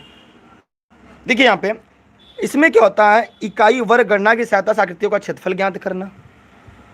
यहां शुरुआत तो कर नहीं सकते आप। कह रहा है भिन्न भिन्न आकार की आकृतियों का क्षेत्रफल ज्ञात करने के लिए सूत्र, देखिए जहां पे सूत्र आ जाए उसे तुरंत हटा दीजिएगा, तुरंत हटा दीजिएगा। फिर कह रहा है कि आयत की लंबाई और चौड़ाई का पता लगाना और आयत के क्षेत्रफल का सूत्र। फिर यहाँ पे तो बच्चों को सूत्र नहीं रटाना है। अब बच्चों से क्या करना है, जैसे सीटेट में एनसीईआरटी में है, मेरे नोट्स में भी होगा एनसीईआरटी,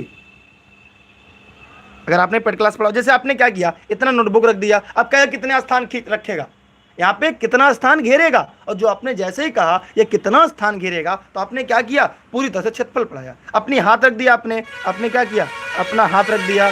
ठीक है, मुझे हाथ बनाना नहीं आता, पेंसिल रखा, नोटबुक आदि वस्तु रखकर उसकी जो है क्या करना, उसकी सहायता से क्षेत्रफल ज्ञात करना। इसका मतलब, इसका उत्तर क्या होगा, सी इसका राइट आंसर होगा, सी इसका सही जवाब होगा। ठीक, सी क्या होगा, इसका सही जवाब होगा। मतलब जितने लोगों ने इस प्रश्न का उत्तर सी दिया है उन सबका क्या है, जवाब पूरी तरह से तीसरा सही है। मैं आगे बढ़ रहा हूं अगले प्रश्न की तरफ। ठीक, अब यहां पे एक प्रश्न है कि जब राजन के सामने शाब्दिक समस्या आती है तो प्रायः पूछता है मैं जमा करूं या घटाऊं, मैं गुणा करूं या भाग। मतलब वो ये समझ नहीं पाता कि जो गणित की 4 प्रमुख संक्रियाएं हैं उसका वो क्या करे।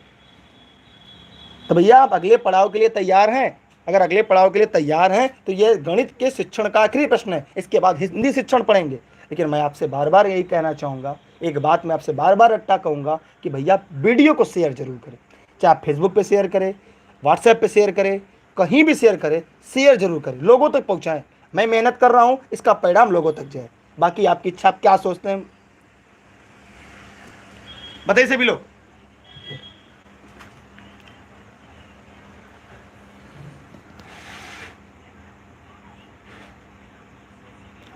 यहां पर प्रश्न का उत्तर क्या होगा, देखिए राजन को भाषा समझने में कठिनाई होती है, लेकिन भाषा समझने में कठिनाई होती है, बात भी समझ में आ रहा है कि वो समझ नहीं पाता कि जमा करूँ घटाऊँ, जोड़ूँ गुणा करूँ या भगाऊँ। उसका मतलब उसे भाषा समझने में थोड़ी कठिनाई होती है। राजन को कक्षा में बाधा डालने के लिए अवसर खोजता है, जी नहीं, ऐसा नहीं है। ठीक, राजन जोड़ घटाओ गुणा नहीं कर सकता, जी ऐसा नहीं है, क्योंकि कर रहा हो समझ में नहीं पा रहा है। ए और डी में कौन सही है, ए और डी में कौन सही है। राजन क्या है, संख्या के संक्रियाओं को नहीं समझ पाता, माने जोड़ घटाना गुणा भाग, वह इन संक्रियाओं को नहीं समझ पाता। इसलिए इस प्रश्न का उत्तर ए अर्थात एप्पल इसका सही जवाब है, ए इसका राइट आंसर है। तो भैया जितने साथी ने दिए गए प्रश्न का उत्तर ए बताया है उन सब के जवाब पूरी तरीके से सही है, माने ए वाले राइट आंसर है। जी हाँ, ए फॉर अनु। क्लियर, कोई डाउट किसी को? यह पड़ाव खत्म करके अब हम अगले पड़ाव की तरफ बढ़ते हैं जिसका नाम है हिंदी शिक्षण। तो भैया कितने लोग हिंदी शिक्षण पढ़ना चाहते हैं वो सभी साथी इस प्रैक्टिस सेट की सीरीज को अपने साथी मित्रों तक पहुंचा दे, अपने साथी मित्रों तक शेयर कर दे, ताकि मुझे ये भी लगे कि मैं मेहनत से पढ़ा रहा हूँ तो आप अपने सभी साथियों तक इन चीज़ों को पहुँचाने में मेरी और अपनी मदद कर रहे हैं।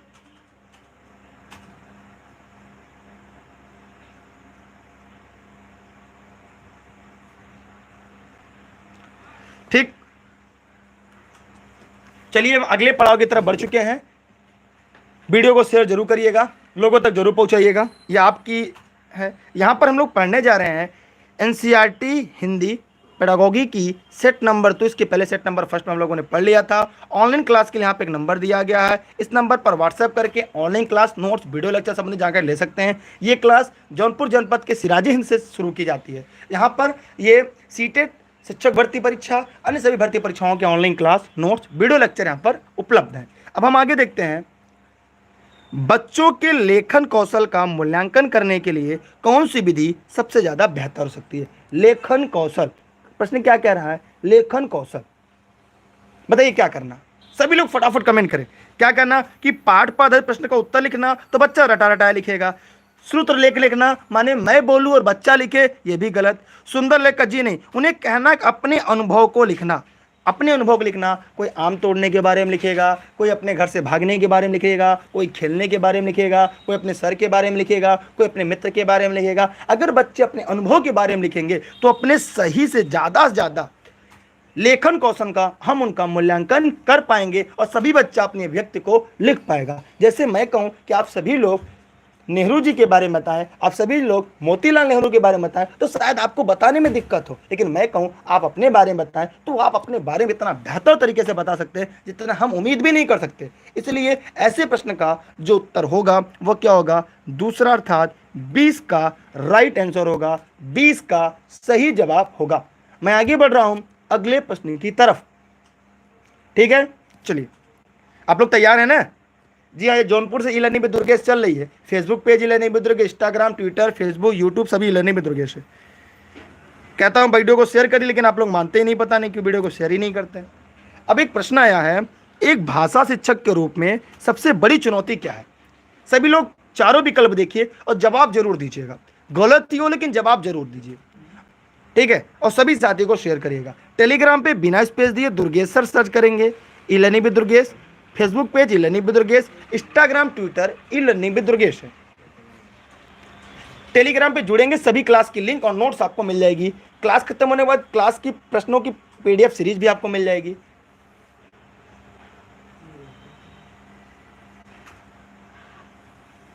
ठीक, मैं तेज पढ़ाऊंगा तो प्रश्न ज्यादा खत्म होंगे, लेकिन व्याख्या नहीं हो पाएगी। और आप व्याख्या के लिए ई लर्निंग विद दुर्गेश पढ़ें, बहुत सारे चैनल पढ़ाते हैं, लेकिन व्याख्या के लिए आप यहाँ पे जुड़े हुए हैं।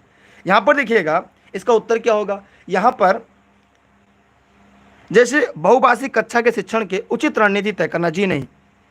यहाँ पर क्या होगा? भाषा संसाधनों का अभाव, ये भी गलत है।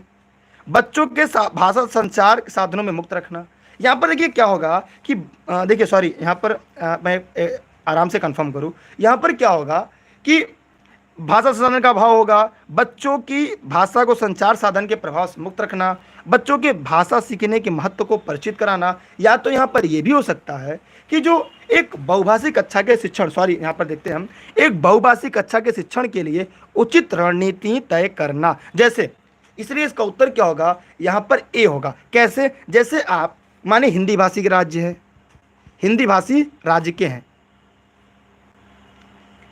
और आपका चयन केबीएस में हो गया, माने आपका चयन केबीएस में हो गया और आपको केरल भेज दिया जाता है। और अगर केरल के केबीएस में जाते हैं और आपको वहाँ हिंदी पढ़ाने के लिए दिया जाता है तो वहाँ पे भी आपको तो बड़ा दिक्कत होगी ना। अब वहाँ पे क्या होगा? अब भाषा शिक्षक के रूप में आप हिंदी पढ़ाने जा रहे हैं, वहाँ पे तेलुगु, तमिल, केरला इन भाषाओं के लोग हैं, तो वहाँ पे आपको दिक्कत होगी। वहाँ पे सबसे ज़्यादा समस्या क्या होगी? आपको अपनी भाषा चुनौती को लेकर होगी। आप ही कक्षा में 10 लड़के हैं, 40 लड़के पढ़ रहे हैं, 40 में से कुछ लोग हिंदी भाषी क्षेत्र के हैं, कुछ लोग अंग्रेजी भाषी के हैं, कुछ लोग उर्दू में के हैं, कुछ लोग मलयालम में के हैं। अब आपको चारों को पढ़ाना है और एनसीईआरटी की पढ़ाना है, तो भैया क्या समस्या होगी कि नहीं होगी? तो यहाँ पर दिए गए प्रश्न का उपयुक्त विकल्प क्या होगा? ए इसका राइट आंसर होगा, ए इसका सही जवाब होगा। मतलब जितने लोगों ने ए इसका जो उत्तर बताया उन लोग के जवाब पूरे तरीके से सही है, माने ए इसका राइट आंसर है। क्लियर हुआ कॉन्सेप्ट? अगर आपके कॉन्सेप्ट क्लियर हो रहे हैं तो कमेंट करके वाई बताएं, और जिसको नहीं समझ में आया वो यन कमेंट करें। इसलिए इसका उत्तर क्या होगा? ए इसका सही जवाब होगा।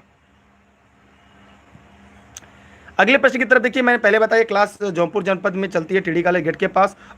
यहाँ पर जो जौनपुर से साथी होंगे अपने जौनपुर के सभी ग्रुपों में शेयर कर देंगे। ऑनलाइन क्लास के लिए मोबाइल नंबर दिया गया, ये दोनों नंबर पर नोट संबंधी जानकारी ले सकते हैं। ये मेरा व्यक्तिगत नंबर है, कभी जरूरत पड़े तो आप मुझ पर व्हाट्सएप कर सकते हैं। मैं आगे बढ़ रहा हूँ अगले प्रश्न की तरफ। अगला प्रश्न भी आपके सामने आ चुका है कि भाषा शिक्षण में पाठ्य पुस्तक क्या भूमिका है। फटाफट कमेंट करिए जो लोग वीडियो को लाइव देख रहे हैं, सभी लोग फटाफट बताएं।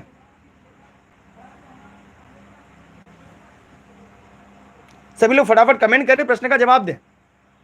और कल की क्लास के लिए टेलीग्राम पे जुड़े रहेंगे, कल काफ़ी क्लासेस चलेंगी, जूनियर की भी चलेंगी, प्राइमरी की भी चलेंगी, तो टेलीग्राम पे उसका लिंक जाएगा। और क्योंकि कल नया तिथि से नई चीज़ें शुरुआत होंगी।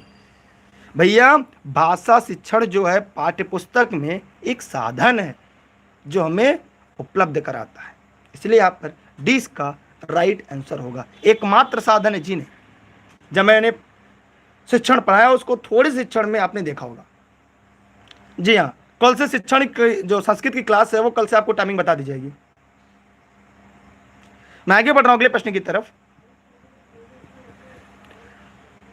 यहां पर है गृह कार्य के बारे में कौन सा कथन उचित है। फटाफट कमेंट करिए कि बताइए। देखिए अगर केबीएस का अपने इंटरव्यू दिया होगा किसी ने, जो इसमें देख रहा होगा या जो केबीएस की तैयारी कर रहा होगा, तो जब मैं इंटरव्यू की जब मॉक टेस्ट के लिए मैं पढ़ाऊंगा या मैं मॉक टेस्ट के बारे में बताऊंगा तो वहाँ पर आप इस बात से परिचित कराऊंगा। ये केबीएस में जैसे ये पूछा जाता है, अगर किसी प्राथमिक विद्यालय में आप अध्यापक के तौर पर केबीएस में है तो बच्चों को कैसा होमवर्क देंगे, कैसा उन्हें गृह कार्य देंगे, तो यहाँ से आपका इंटरव्यू का भी पैनल तैयार हो रहा है। जब मेरी चीज़ों को पढ़ते हैं तो इंटरव्यू के प्रश्न भी आपके तैयार होते हैं। इसलिए इस क्लास को आप जरूर पढ़ा करिए और लाइव आके पढ़ा करिए, ताकि आपके मन में जो डाउट हो वो भी क्लियर हो जाए। बहुत सारे लोग ऐसे जो बाद में देखते हैं तो बाद में भी देखिए वीडियो को, लेकिन अपने डाउट को पूरी तरह से क्लियर कर लीजिए।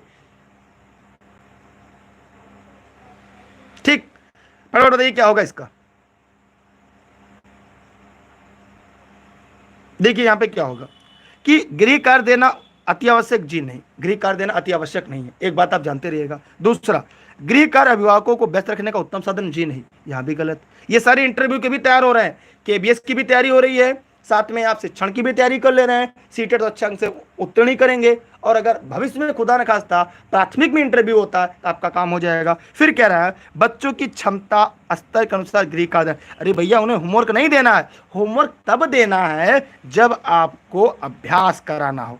गृह कार्य के लिए दिया गया काम अभ्यास मात्र हो, कि बच्चे जाकर अभ्यास कर सके, बच्चे उसे दोहरा सके,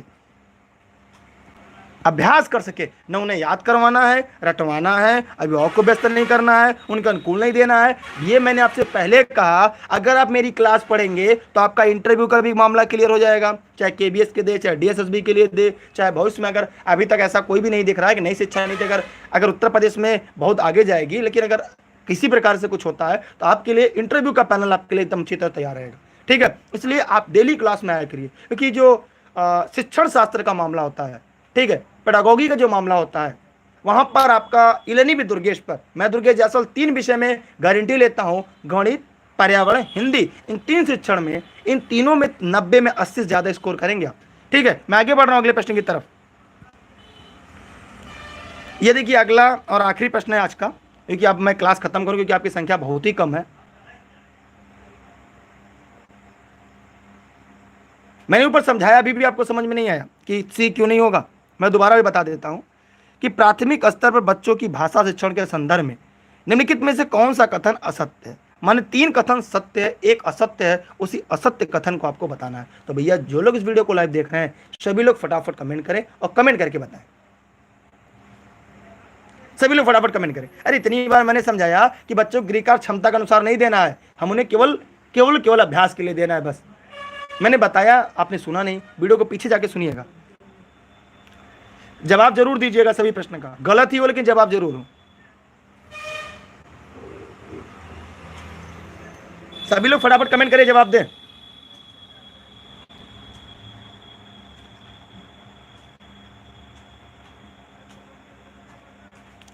जी हाँ, मैंने 3 विषय की शिक्षण पढ़ाई थी। पहले मैंने पर्यावरण का शिक्षण पढ़ा दिया, फिर गणित शिक्षण, अब हिंदी शिक्षण। तो हिंदी शिक्षण का ये आखिरी प्रश्न है। ये क्लास 1 घंटे से ज़्यादा चल चुकी है, तो काफ़ी बड़ी क्लास हो चुकी है आपकी। तो यहाँ पर उत्तर क्या होगा ये देखते हैं। प्राथमिक स्तर बच्चों की भाषा शिक्षण संदर्भ में कौन सा कथन असत्य, माने 3 सत्य 1 असत्य है। यहाँ पे देखिए, सुधार के नाम पर की जाने वाली टिप्पणियां व निरर्थक अभ्यास से बच्चों की अरुचि उत्पन्न हो सकती है। जी है, सही बात। मतलब अगर किसी बच्चे को कह दिया जाए यार तुम सही नहीं लिखते हो, यार तुम्हें पढ़ना नहीं आता है, सर तुमको लिखना नहीं आता, तो बच्चा क्या टूट जाएगा, वो गलत होगा। मतलब यहाँ पे ये विकल्प सही है। फिर कह रहा है बच्चे समृद्ध भाषा में परिवेश में सहज और स्वतः रूप से भाषा का परिमार्जन कर लेते हैं। बच्चे स्वतंत्र रूप से परिवेश में छोड़ दिया जाए तो भाषा का स्वयं अपने से क्या करते हैं, भाषा का सृजन कर लेते हैं, भाषा को सीख लेते हैं, भाषा का परिमार्जन कर लेंगे। यह भी सही है। फिर कह रहा है बच्चे भाषा की जटिल और समृद्ध रचनाओं के साथ विद्यालय, बच्चा जब बालक, जैसे प्रश्न पूछा गया, ये इंटरव्यू में पूछा गया है कि बच्चा जब घर से विद्यालय, तो क्या होता है भैया, जब बच्चा घर से विद्यालय आता है तो पूरी तरह से भाषाओं से पूरी तरह घिरा पड़ा होता है, वो भाषा से समृद्ध होता है। वह जरा सा अगर आप डांट देते हो रोने लगता है, आप उससे कहते खड़े हो जाओ, बैठ जाओ, खाना खा लो, तो आपकी बातों को समझता है। वो आपको अपनी चाहे बोलकर, हंसकर, रोकर अपनी अभिव्यक्ति आपके सामने व्यक्त करता है। उसे डर लगता है रोना शुरू कर देता है, उसे घर जाना होता है रोना शुरू कर देता है। मतलब बच्चा जब घर से स्कूल आता है, घर से विद्यालय आता है, तो बच्चा भाषा से समृद्ध होता है। माने ये भी सही, ये भी सही। ये अब डी की तरफ बढ़ते हैं। बच्चे भाषा संकल्पनाओं और विद्यालय में प्रचलित भाषा परिवेश में विरोधाभास सीखने में स्वागत। जी नहीं, बच्चों को मातृभाषा सिखाने पर बल दिया जाता है। मातृभाषा से उनकी स्कूल की भाषा को समझना चाहिए। मतलब हमें क्या करना चाहिए, जो बच्चे की घर की भाषा, जैसे मैं जौनपुर का हूँ या सिराज हिंद उत्तर प्रदेश जौनपुर से हूँ, मेरी क्लासेस जौनपुर में भी चलती हैं, शिक्षक भर्ती की, चाहे सीटेट की करें, यूपीटेट की बात करें। इसके अलावा अगर आप कहीं के हैं, अन्य राज्य के हैं, तो अन्य जगह के, तो आप क्या करते हैं, वहाँ की जो लोकल लैंग्वेज होती है उस लोकल लैंग्वेज को, ठीक है, उन लोकल लैंग्वेज के साथ साथ बच्चों को सिखाइए। क्योंकि जब बच्चा भाषा सीखकर आता है तो लोकल लैंग्वेज जानता है। इसलिए बहुभाषा शिक्षण में हमें गृह भाषा को, बच्चों की गांव की जो भाषा है, बच्चों की आम बोलचाल की भाषा है, बच्चों की जो मातृभाषा है, हमें उसका क्या करना चाहिए, प्राथमिकता देना चाहिए।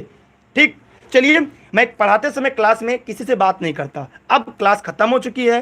ठीक, अब आप लोग फटाफट अपने प्रश्न को पूछ सकते हैं। आपके पास 120 सेकंड है, लेकिन उसके पहले आपको यह बताना होगा कि जो आपने क्लास पढ़ी क्या आपको समझ में आ गया। अगर आपको समझ में आ गया तो भैया इस वीडियो को, इस क्लास को अपने सभी साथियों को भेज दीजिएगा। टेलीग्राम पे दुर्गेश सर सर्च करिएगा या डिस्क्रिप्शन में इसकी लिंक है, सर्च करके ई लर्निंग विद दुर्गेश को ज्वाइन कर लीजिएगा। यह क्लास फेसबुक पर चलती थी, साथ ही साथ फेसबुक के साथ साथ यह हमारे YouTube channel E learning with Durgesh पर लाइव चल रही थी। ऑनलाइन क्लास के लिए 6306344367 पर व्हाट्सएप कर घर बैठे एनसीईआरटी क्लास, एनसीईआरटी की नोट्स पीडीएफ फॉर्मेट में आपको ऑनलाइन क्लास मिलेगी। घर बैठे हार्ड कॉपी भी प्राप्त कर सकते हैं। बाकी क्लासेज जो कल से चलेंगी उन सभी का क्लास की शेड्यूल, क्लास की सभी चीज़ें आपको टेलीग्राम पर उपलब्ध करा दी जाएंगी। अब जल्दी से पूछिए, आपके पास 120 सेकंड है। आपके मन में कोई सवाल हो तो आप जल्दी से फटाफट पूछ लीजिएगा। क्योंकि मैं पढ़ाते समय केवल एक सूत्री कार्यक्रम करता हूं, केवल पढ़ाना। क्योंकि बात करने के लिए बाकी समय पहले सिलेक्शन, ठीक, और जो लोग सिलेक्शन के लिए पढ़ रहे हैं, जो प्रतिदिन क्लास में है, उन सभी को पता है। ठीक, थैंक यू आप सभी का। सबरन जी आपका भी धन्यवाद, किरण जी आपका भी धन्यवाद, रत्नेश जी आपका भी धन्यवाद, और सभी साथियों को धन्यवाद जो प्रतिदिन क्लास में आते हैं। चलिए, सुजीत जी आपका बड़कपन है। अभी तक इंटरव्यू कोई सवाल नहीं है, लेकिन हमें अपनी तैयारी मजबूत रखनी होगी। ठीक, क्वेश्चन में नंबर इसलिए नहीं डालते ताकि आपको पता न चले कितने क्वेश्चन आपने पढ़े हैं। ठीक है अनुज जी, बहुत बहुत धन्यवाद आपका। चलिए मैं चलता हूं, तब अगली क्लास के लिए फिर तैयार रहिएगा। अगली क्लास का नोटिफिकेशन आपको टेलीग्राम पर उपलब्ध हो जाएगा, दुर्गेश सर सर्च करके ई लर्निंग विद दुर्गेश पर। बहुत बहुत धन्यवाद आप सभी का। वीडियो को शेयर जरूर करिएगा। कल्पना जी आपका भी धन्यवाद। जो लोग प्रतिदिन क्लास में समय से रहते हैं उन सभी का बहुत बहुत धन्यवाद। इसके बाद फिर मिलते हैं, कल से ज़्यादा क्लासेज रहेंगी। ठीक, सभी क्लासेज आपको टेलीग्राम पे पता चलेंगी। कोई बात नहीं किरण जी, गलत होना तो स्वाभाविक बात है, गलतियों से तो सीखते हैं। क्या मैं पहली बार आया था, क्या मुझे सब आता था, क्या मैं तो पढ़ाते पढ़ाते सीख गया। पेपर 2 के लिए टेलीग्राम पे जुड़े रहिए, कल से पेपर 2 के लिए भी क्लास चलेगी। ठीक है, बहुत बहुत धन्यवाद आप सभी का। बाय बाय, चलते हैं तब। जय हिंद, जय भारत।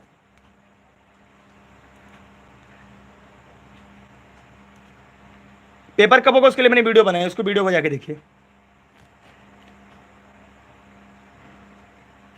जी, एमपीटी के लिए परेशान ना हो आप लोग। चलते हैं तब, बाय बाय। जय हिंद, जय भारत, वंदे मातरम।